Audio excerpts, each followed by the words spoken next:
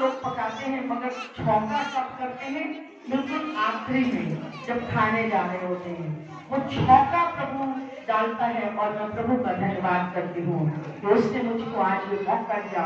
प्रभु पवित्र आत्मा मेरे ऊपर आ और अपने शब्द मेरे मुंह में डाल, कि जो वचन तूने आज मुझे दिया है वो वचन खाली न जाने पाए, और प्रभु पवित्र आत्मा की सामर्थ मुझ में और सुनने वालों में दोनों में समाये, यीशु के नाम से आमीन।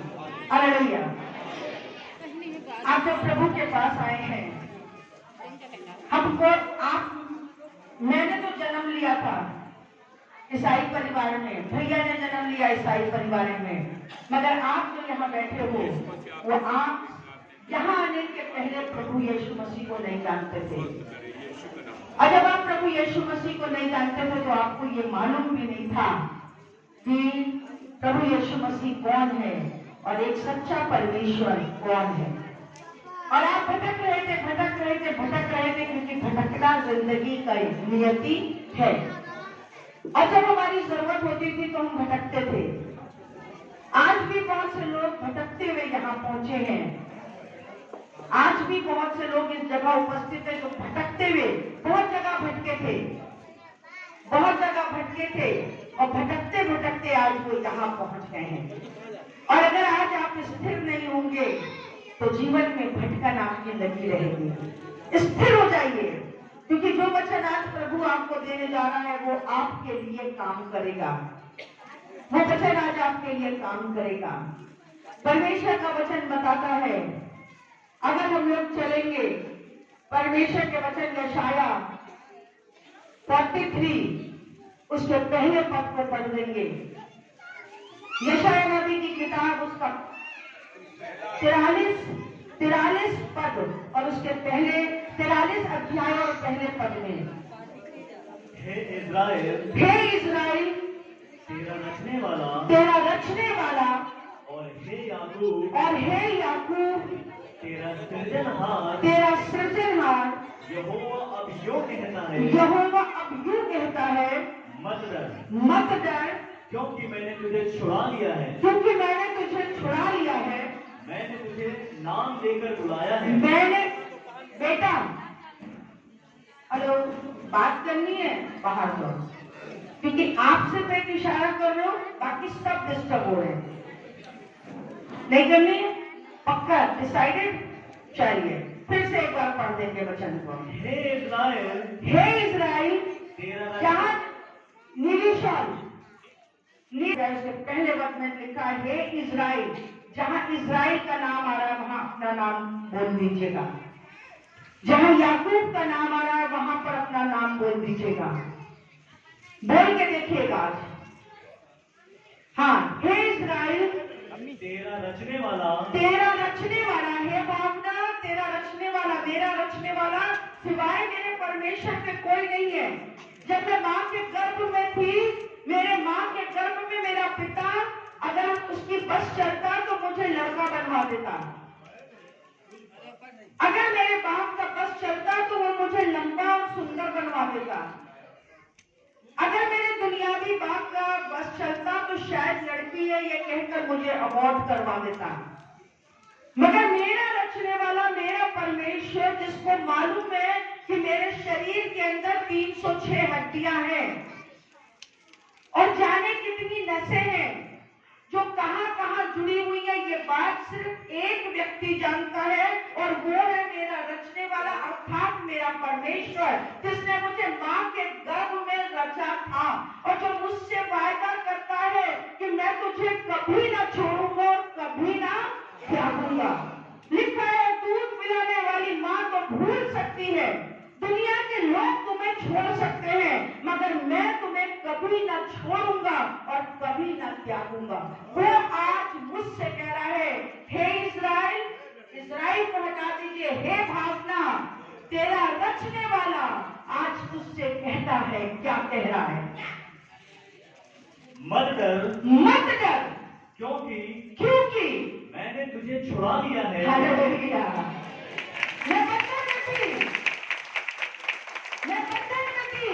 मैं सब दुनिया के बंधन में थी, मैं लालच के बंधन में थी, मैं पाप के बंधन में थी, मैं तमाम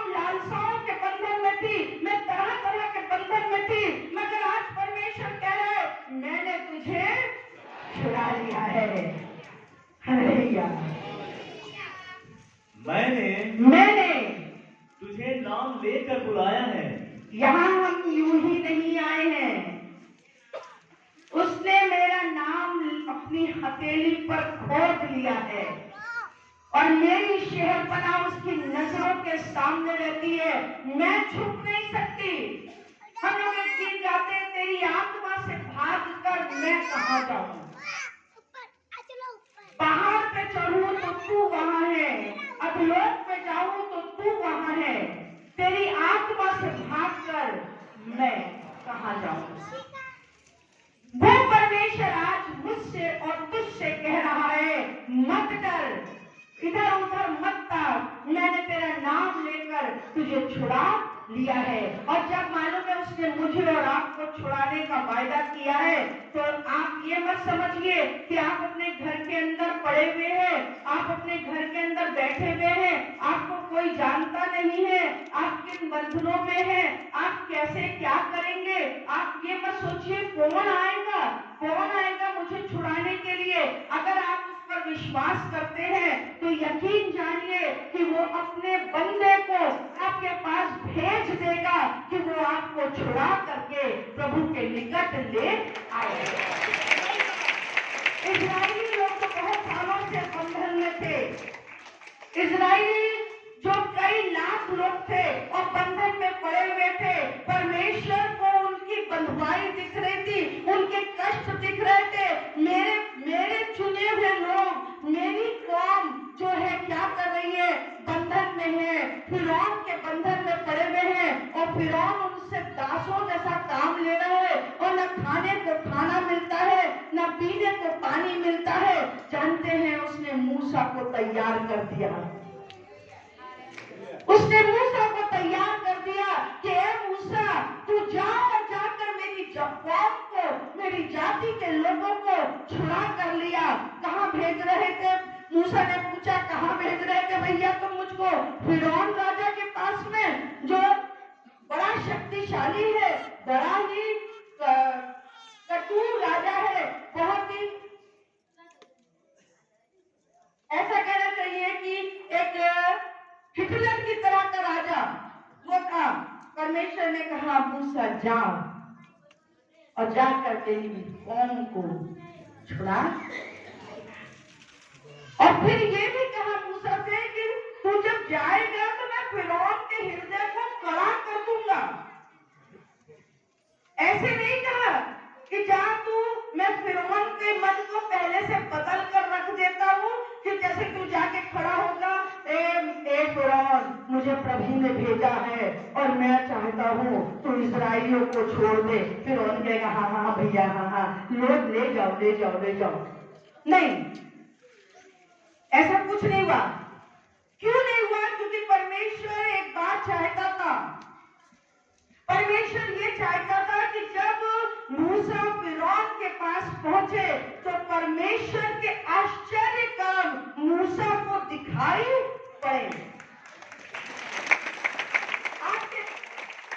आपके पास में जब कोई व्यक्ति आता है आपकी छुड़ौती के लिए, तो वो आपके लिए प्रार्थना कर देता है, आपके बंधन थोड़े से ढीले हो जाते हैं। ये पहला आश्चर्य कर्म है जो परमेश्वर चाहता है कि मैंने तुझे बुलाने के लिए इसको भेजा है।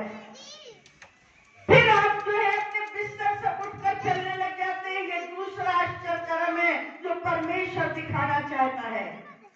इसी तरह आपके जीवन में आश्चर्य कर्म होते हैं, मगर आप बंधुआई में बंधे रहते हैं। मगर परमेश्वर अपने दूत को आपके लिए आज्ञा देता है कि जाओ इस बहन को छुड़ा के ले आओ, जो ये बंधन में बंधी हुई है, इस बंधन से इसको आजाद करके ले आओ। जब मूसा का वचन अगर आप लोग चाहते हैं अपना ज्ञान बढ़ाने के लिए तो जरूर पढ़ देंगे।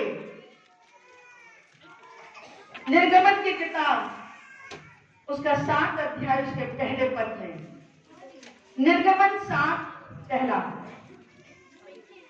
तब यहोवा ने मूसा से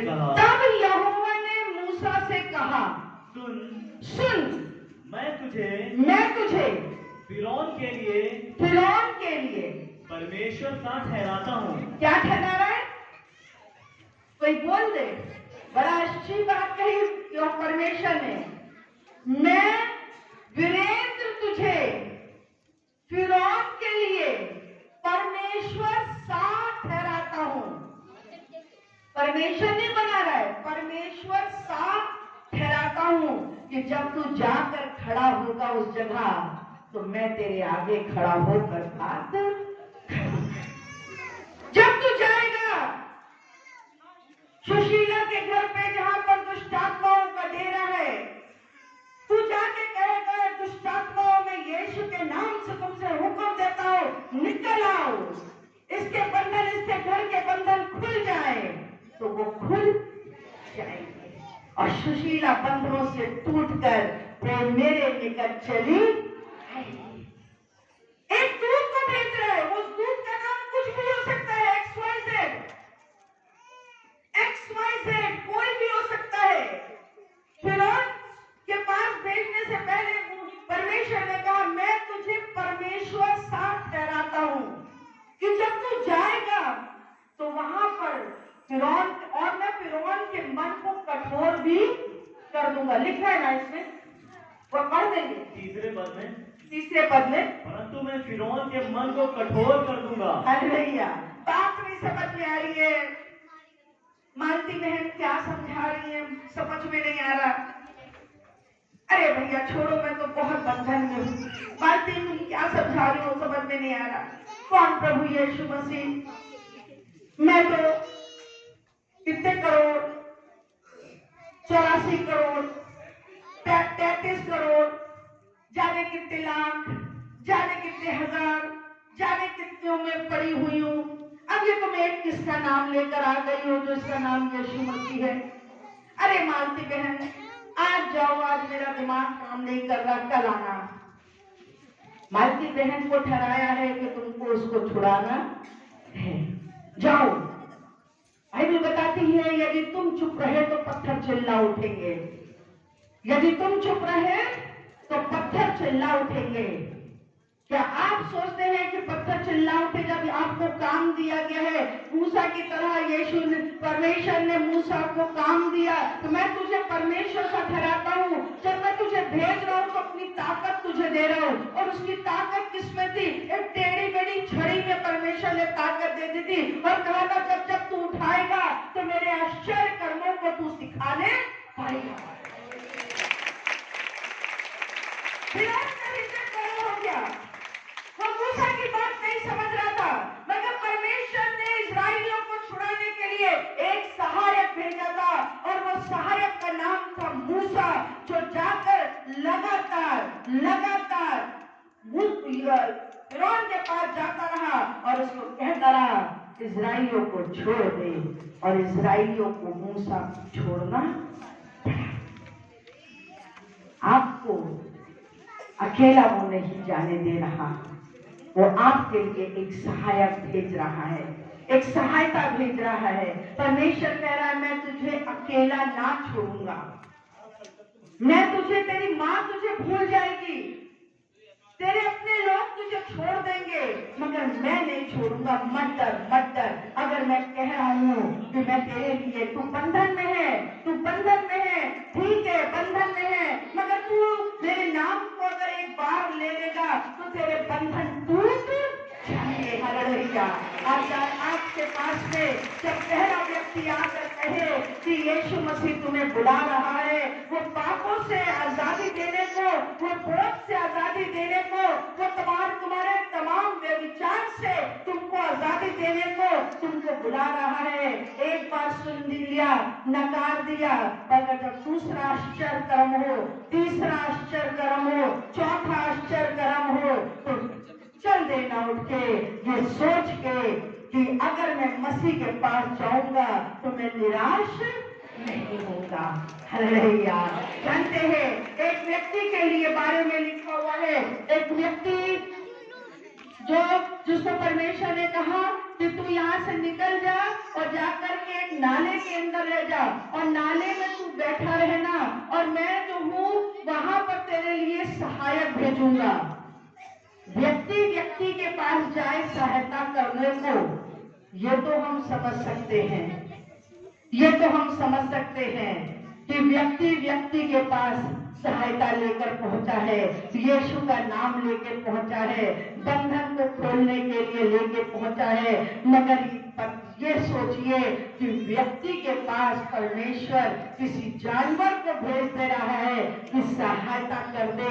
इसको लोग मारने पर लगे हुए हैं। अभी एक बहन आई मेरे पास में, जो प्रार्थना में जिसके लिए कर रही थी कि उनका एक लौटे बेटे को जो है कोई शैतानी व्यक्ति मारना चाहता है। मैं आज उनसे कहना चाहती हूँ कि मत डरो, उधर उधर मत ताको, मगर तुमको मैं विश्वास से कह रही हूँ कि मेरा बचाने वाला जीवित है और वो तुम्हारे बच्चे को छूने नहीं देगा। और उसके 17 के 3 पद में लिखा हुआ है, यहाँ से चलकर पूर्व की ओर जा और करीत नामक नाले में, और शहीद नामक नाले में जो यरदन के पूर्व में है, छिप जा। उसी नाले का पानी तू पिया कर। उस नाले का पानी, नाले में पानी साफ नहीं होता। नाला हम लोग कहते हैं नाला बह रहा है, अर्थात शहर भर की गंदगी लेके आ रहा है। मगर परमेश्वर ने पहला काम क्या किया, उस नाले के पानी को साफ कर दिया। दूसरी उसने सहायता भेजी, और मैंने कौवों को आज्ञा दी है वे ही तुझे खिलाएं। मैंने कौवों से तेरी सहायता के लिए मदद भेज दी है।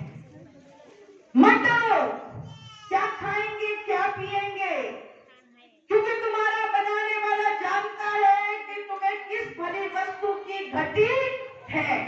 अन्य जातियों की तरह मत सोचो कि हम क्या खाएंगे क्या पिएंगे। जब तुम बुरे होकर अपने बच्चों को अच्छा देना जानते हो, तो मैं स्वर्ग पिता क्या तुमको अच्छी वस्तुएं ना दूंगा। वो जानता है कि मुझे किस चीज की जरूरत है। चाहता वो तो कौवे की चोंच में सूखी रोटी भी भेज देता, मगर शायद उसने कहा होगा, हे प्रभु, सूखी रोटी तो निगली भी नहीं जाएगी, पता नहीं नमक पड़ा हुआ हो ना पड़ा हुआ हो उस रोटी के अंदर।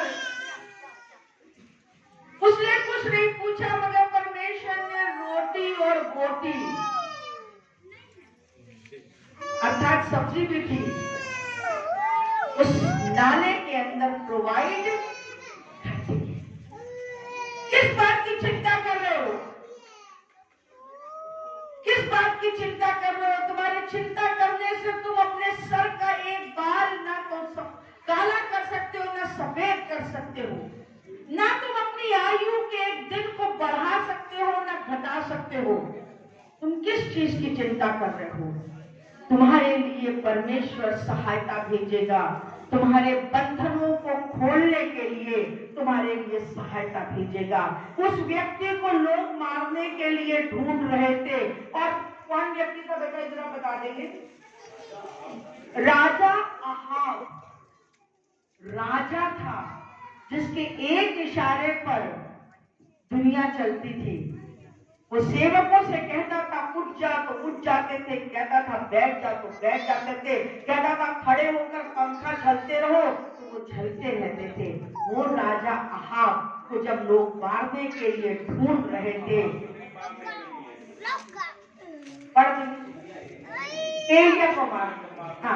एलिया को मारने के लिए ढूंढ रहे थे। राजा अहाब एलिया परमेश्वर के दास को मारने के लिए ढूंढ रहा था। परमेश्वर ने कहा कि जाकर गरार के नाले में जाकर छुप जा, मैं तेरे लिए वहां पर खाना प्रोवाइड करूंगा।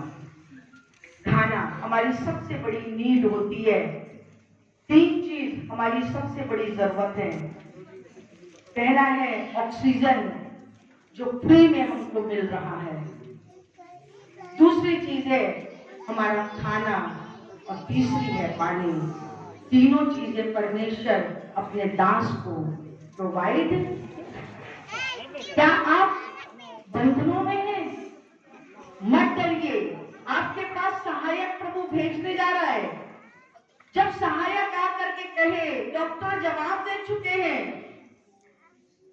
डॉक्टर जवाब दे चुके हैं। एक सहायक आके कह रहा है प्रभु के धाम चलो, तुम्हारे बंधन खुल जाएंगे, प्रभु के धाम चलो।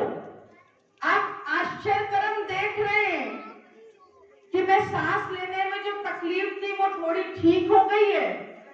मैं पहले खाना नहीं खा पा रहा था, मैं खाना खा पा रहा हूं। पहले मैं जो हूं अपना काम नहीं कर पा रहा था, मैं कर रहा हूं।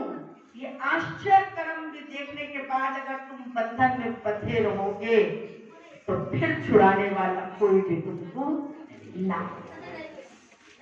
परमेश्वर अपना सहायक भेजता है। उसने अपने सेवक के लिए सहायक भेजा, वो हमारे लिए भी सहायक भेजता है कि हमको वो बेहतर से बेहतर जिंदगी दे सके। एक व्यक्ति के बारे में लिखा योना नबी की किताब उसका 3 अध्याय। 1,20,000 लोग एक बंधन में बंधे हुए थे।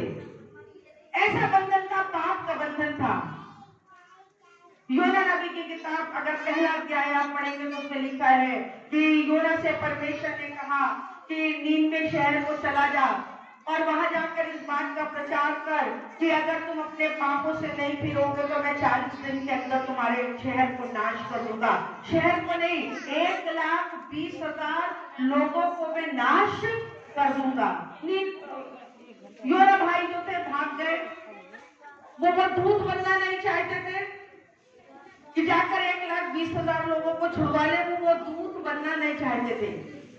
मगर परमेश्वर अगर सरस्वती को खड़ा कर रहा है कि इनके अपने मोहम्मदपुर गांव में जाकर ये इस बात का प्रचार करें, तो सरस्वती भागेगी भी मगर ये भाग नहीं पाएंगी, क्योंकि परमेश्वर ने चुना है। ये चलते फिरते जाकर प्रचार करेंगे, पापों से मुक्ति पाओ, मन फिराओ। जानते हैं योना नबी को प्रभु ने दूसरी बार, एक बार भाग गया वो मगरमच्छ के पेट में रहा 3 दिन 3 रात, है ना, 3 दिन 3 रात मगर के पेट में रहा। वहां से प्रभु ने जिंदा निकाला, मगर ने खाया नहीं, सबसे अच्छी बात। फिर वो परमेश्वर ने कहा अब जाओ बेटा, अब हो गया तेरा भागना भूगना सब हो गया, अब तुझे जाकर 1,20,000 लोगों की क्या करनी है, सहायता करनी है। 1,20,000 लोगों को बचाने के लिए, किसी और चीज के लिए नहीं। वो तो पाप में थे ही, वो तो प्रभु से दूर थे ही। तुझे 1,20,000 लोगों को ये जाकर कहना है, भावना अपने पापों को छोड़ दे।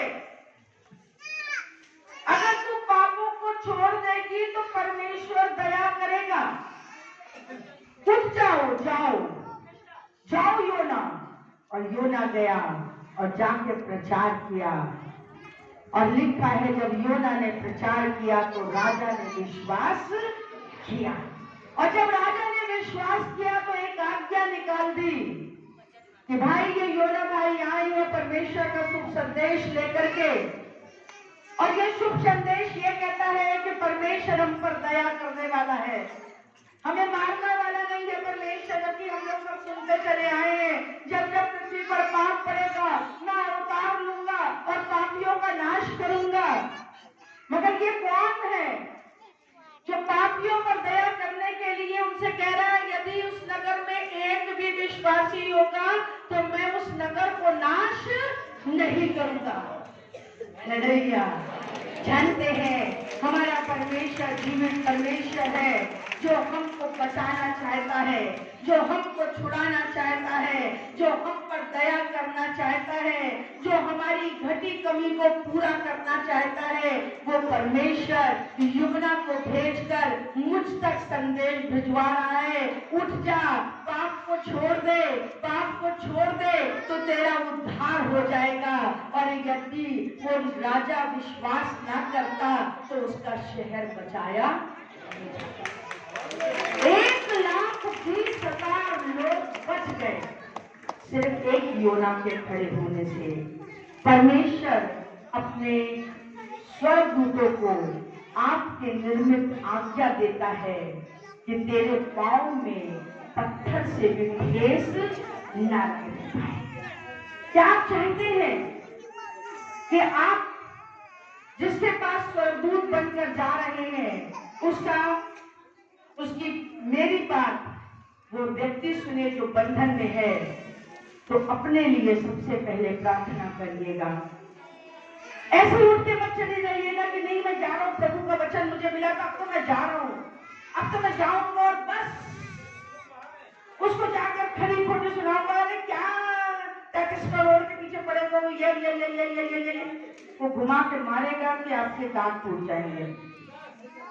मगर आपको बताएं, जब आप प्रार्थना करके जाओगे तो परमेश्वर आपको परमेश्वर जैसा बना। परमेश्वर मूसा को उसने परमेश्वर जैसा बना दिया।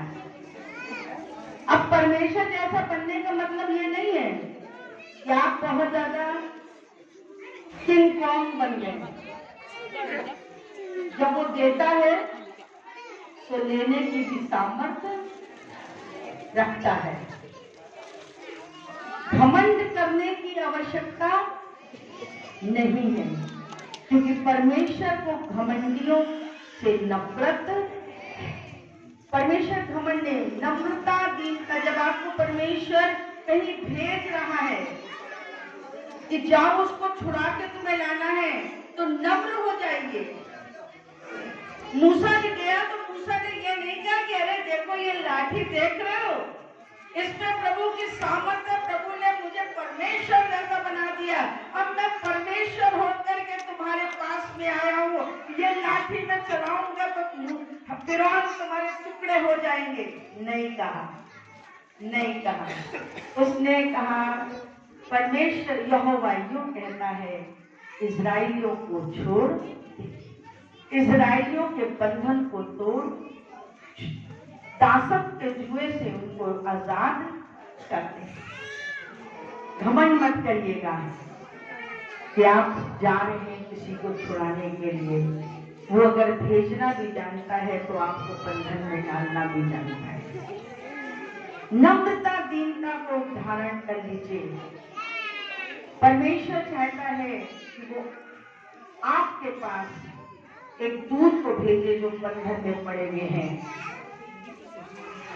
आप नकारात्मक है, प्रभु आपके पास एक व्यक्ति भेज रहा जो सकारात्मक है। अरे परमेश्वर कुछ नहीं करता, नहीं, वो कहेगा नहीं मेरे लिए किया है, मेरे लिए किया है, देखो मेरे लिए किया है। इन शब्दों को सुनकर आपको प्रभु के पास चले आने की आवश्यकता है, क्योंकि जब हम अपने बंधनों को खुला हुआ देखे। मैं आपको एक गवाही देना चाहूंगी। मेरे पति बहुत बड़े बंधन में थे, आज बहुत बड़े प्रचारक हैं, आज एक चर्च के अगुवे हैं, मगर ये बंधन में थे। और अपनी बात नहीं कर रही हूँ, खुदा माफ करे, मैं कुछ नहीं, I am nothing, I am zero, मैं बिल्कुल शून्य हूँ। मगर जब मेरी शादी हुई तो परमेश्वर ने इनको पहले प्रभु ने मां के गर्भ से चुना था, मगर मां के गर्भ से चुनने के बावजूद ये उसका बेटा भटक रहा था। परमेश्वर ने इनको बचाने के लिए योना की तरह मुझे चुना। मैं तरकीश को नहीं भागी, मैं नींद में पहुंच गई। और जब जाकर मैंने देखा तो क्या देखा, यहाँ तो सब अस्त व्यस्त चीजें हैं।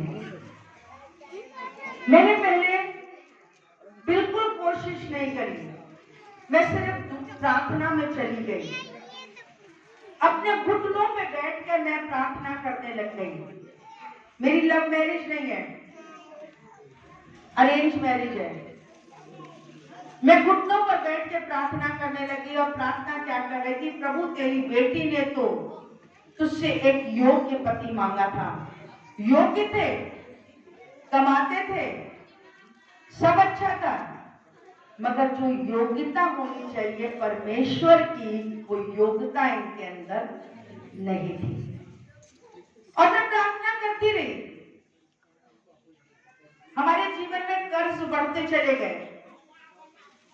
मैं इनसे कहती थी